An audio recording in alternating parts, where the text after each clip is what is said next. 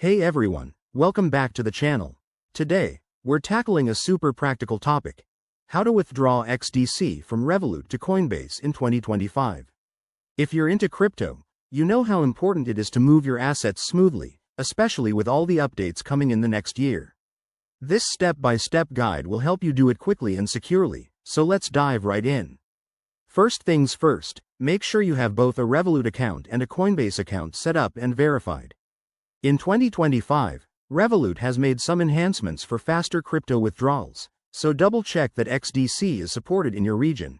It's widely available, but always confirm to avoid any surprises. Step 1. Log into your Revolut app and navigate to your XDC wallet. Check your balance to ensure you have enough XDC to cover the withdrawal amount, plus any fees. Remember, fees can vary, so keep an eye on that to maximize your transfer. Next, head over to Coinbase. Open the app or website, go to your wallet section, and generate a new XDC deposit address. This is crucial. Copy this address carefully because it's your destination for the funds. Pro tip: double-check the address to prevent any errors, as crypto transactions are irreversible. Now, back in Revolut, select the withdraw option for XDC. Enter the amount you want to transfer, paste the Coinbase address, and review all the details.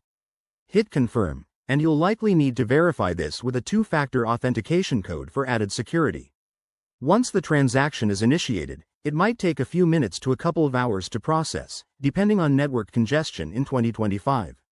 Keep an eye on your Coinbase account for the incoming funds. If everything goes smoothly, you'll see your XDC reflected there soon. And that's it. Withdrawing XDC from Revolut to Coinbase doesn't have to be complicated.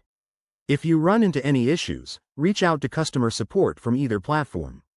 Thanks for watching. Hit that like button if this helped. Subscribe for more crypto tips, and let me know in the comments if you have any questions. See you next time.